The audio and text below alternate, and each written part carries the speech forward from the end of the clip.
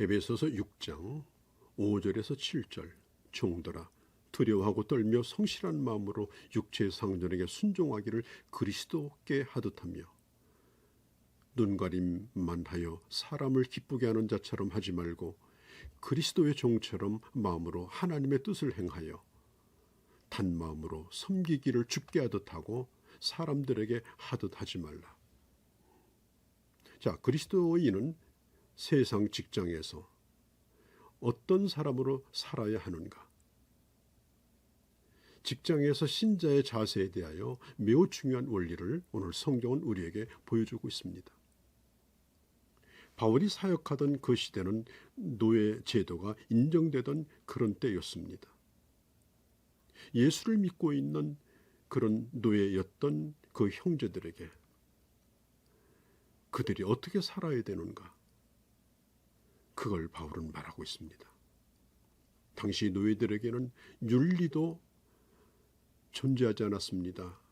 말만 사람이지 말이나 소나 짐승에 다를 바가 없었습니다. 이것이 바로 노예 윤리입니다. 감옥에 갇힌 죄수의 처지와 똑같습니다. 감옥에 갇힌 죄수에게는 이름은 없습니다. 번호만 있을 뿐입니다. 하라고 하면 하고 하지 말라면 하지 말아야 되는 겁니다. 창살 없는 감옥과 같습니다.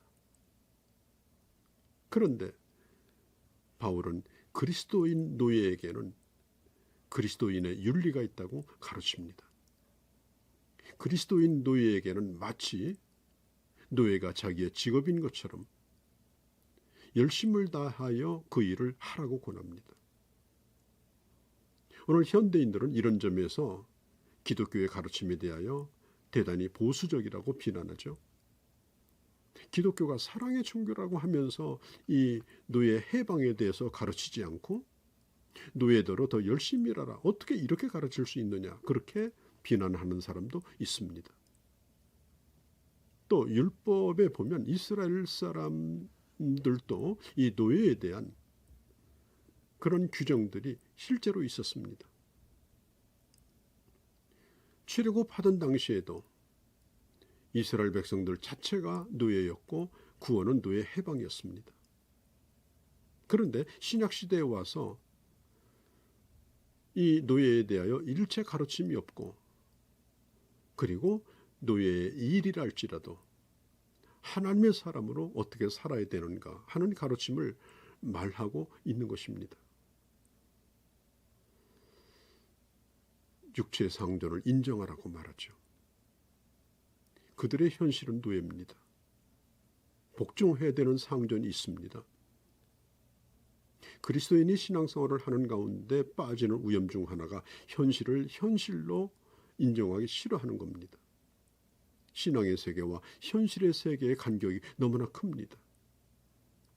함께 모여서 예배드릴 때는 그렇게 좋을 수가 없습니다. 한 형제자매입니다. 그러나 현실은 다릅니다.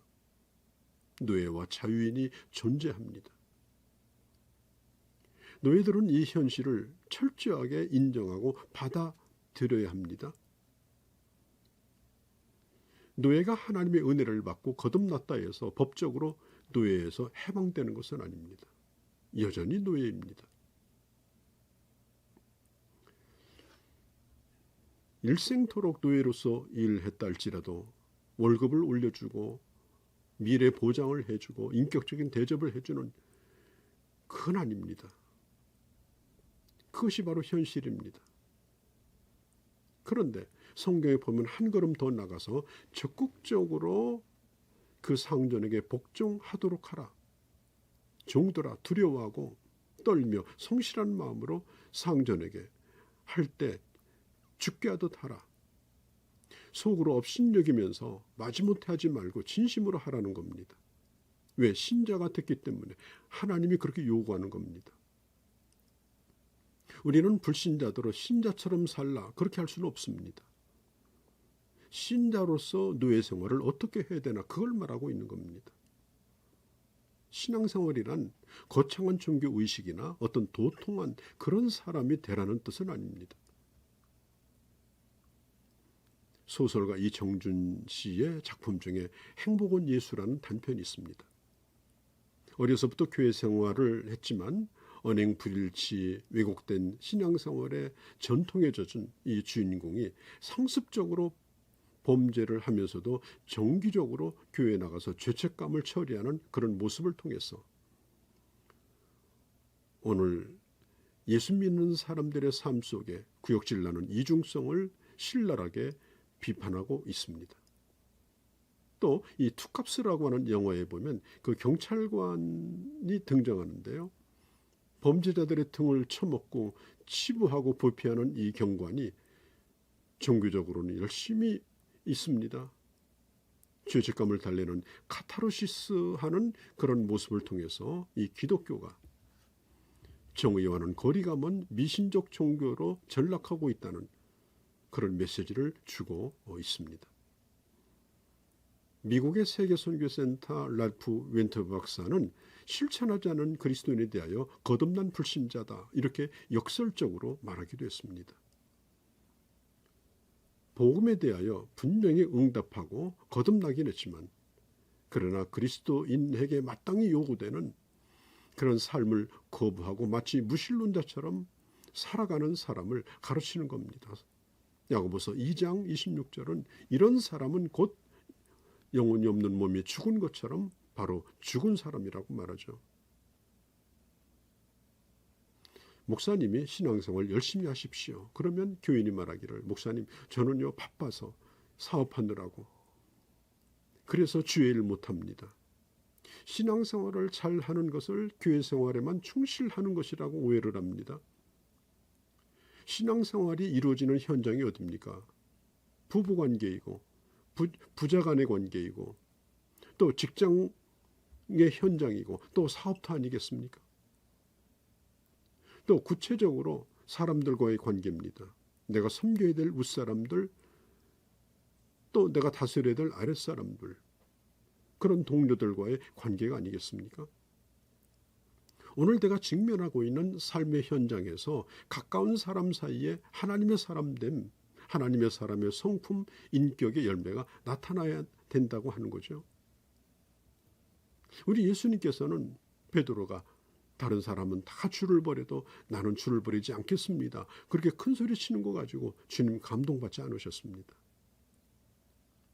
오히려 3번씩이나 주님을 부인하고 떠났던 이 베드로에게 주님이 물으신 것이 뭡니까? 네가 나를 위해서 목숨 버릴 각오를 가지고 있느냐? 그렇게 묻지 않고 네가 나를 사랑하느냐? 네가 나를 사랑하느냐?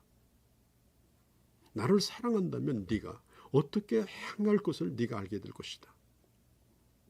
주님이 우리에게 요구하시는 것은 주먹을 불끈 쥐고 제가 순교하겠습니다. 그렇게 말하는 걸 원치 않고 오늘 내게 주어진 삶의 현장에서 하나님의 사람으로 어떻게 살아야 되는가? 그것을 고민하기를 원하는 것입니다. 자질구레하고 지극히 개인적인 삶 속에서 내가 어떤 사람인가를 여러분 점검해 보셔야 합니다. 기독교가 욕을 먹는 이유가 무엇인가 하면 교회에서는 정말 그럴듯한데 말씀을 나눌 때는 정말 영적으로 깊은 것 같은데 그러나 사회 속에서 직장 속에서 이웃지간에 이해관계에 부딪히게 될 때에 그때는 드라큘라처럼 송곳니가 나오고 얼굴이 창백해지고 그리고 달려드는 겁니다. 저도 목회하면서 제일 두려운 부분이 바로 이 부분입니다. 교회에서는 숨겨져 있던 태도들이 집에 들어오면 그것이 튀어나오는 겁니다. 그것이 우리 약점 아닙니까? 여러분 축구를 잘 하려고 하면 어려서부터 하는 것이 좋다고 하죠. 몸에 배도록 저절로 나오도록. 자, 공이 왔구나 나가자. 오른발로 찰까 왼발로 찰까. 그러면 이미 늦는 겁니다. 훈련되어져서 반사적으로 움직여져야 합니다. 그렇게 못하면 좋은 선수가 못 됩니다.